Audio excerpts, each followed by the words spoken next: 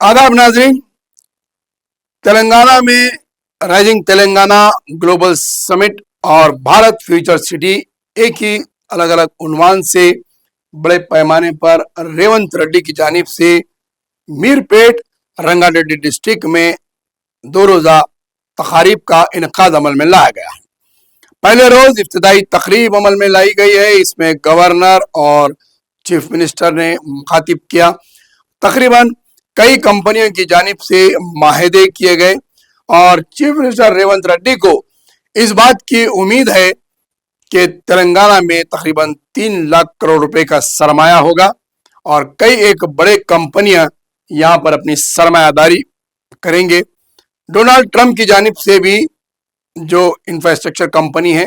वो भी यहाँ पर बड़े पैमाने पर सरमाया लगाने में अपनी दिलचस्पी बता रही है। जिसको देखते हुए मद्देनजर रखते हुए जहाँ पर अमेरिका से कई बड़े ताजिर और बड़े इन्वेस्टर्स के अलावा सियासी अफराद भी पहुंचे हैं जो सरमाया करने में दिलचस्पी रखते हैं नाराइज। उसकी नौयत को देखते हुए रेवंत रेड्डी ने अमरीकी कॉन्सुलेट की जो सड़क है उसका नाम डोनाल्ड ट्रंप के नाम से मौसूम किया है, ताकि वर्ल्ड में ग्लोबल प्लान नक्शे के अंदर अगर हम देखें तो डोनाल्ड ट्रंप रोड का नाम अगर मारे तो हैदराबाद नजर आएगा। ये इनका नजरिया है चीफ मिनिस्टर रेवंत रेड्डी का, ताकि अमेरिका और दीगर ममालिक में लोग अगर डोनाल्ड ट्रंप का नाम मारते हैं तो हैदराबाद में कॉन्सुलेट रोड नजर आएगी, जिससे हैदराबाद की एक शिनाख्त, एक पहचान ग्लोबल लेवल पर जानी जाएगी। ये नजरिए से उन्होंने डोनाल्ड ट्रंप का नाम रखा है, क्योंकि अमेरिका के कई कंपनीज अपनी दिलचस्पी बताए हैं हैदराबाद में सरमायाकारी करने के लिए। वहीं पर सलमान खान की जो कंपनी है वो भी तकरीबन 10 लाख करोड़ रुपए के सरमाए से बॉलीवुड फिल्म इंडस्ट्री और दीगर स्पोर्ट्स के यहाँ पर इन्वेस्टमेंट करते हुए तामीरात करने का वायदा किया है। उन्होंने भी ऐलान किया है कि उनकी भी कंपनी बड़े पैमाने पर सरमाया करते हुए स्टूडियोज वगैरह तामीर करेगी। ग्लोबल सिटी के अंदर ये 2 रोज़ा समिट कॉन्फ्रेंस में मरकजी वज़रा और कांग्रेस के बड़े नेताओं को तलब किया गया था, उन्हें दावतनामे दिए गए थे, लेकिन पार्लियामेंट का सेशन होने की वजह से मरकजी हुकूमत की जानिब से या फिर हाईकमांड कांग्रेस की जानिब से भी कोई शख्सियतें शरीक ना हो पाई। किशन रेड्डी जो हैदराबाद से ताल्लुक़ रखते हैं, सिकंदराबाद के एमपी हैं और मिनिस्टर भी है, उन्होंने कल पहले रोज शिरकत करते हुए तकरीर की और हैदराबाद को इन मुनफरिद पहचान वाला शहर बताया। उन्होंने कहा कि दुनिया में हैदराबाद की मिसाल है, एक पहचान है। आपको एक बात याद दिलाएं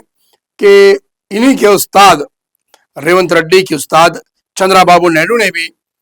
अपने दौर इख्तिदार में हाईटेक सिटी बनाकर, राजीव गांधी इंटरनेशनल एयरपोर्ट बनाकर उन्होंने भी हैदराबाद को एक मुनफरिद पहचान देने की कोशिश की थी। और उनके दौर में बिल क्लिंटन को उन्होंने हैदराबाद बुलाया था, जिस वक्त वाजपेयी की हुकूमत थी। विजय मेरी जो महावीर हॉस्पिटल है लकड़ी के पुल पर, वहां पर उन्हें दावत दी गई थी और हाईटेक सिटी में माधोपुर में एक बहुत बड़ी तकरीब रखी गई थी। तो उन्होंने भी हैदराबाद को आलमी सतह पर एक पहचान देने की कोशिश की थी। अब उन्हीं के शागिर्द इस ग्लोबल समिट के जरिए हैदराबाद को फिर एक बार आलमी सतह पर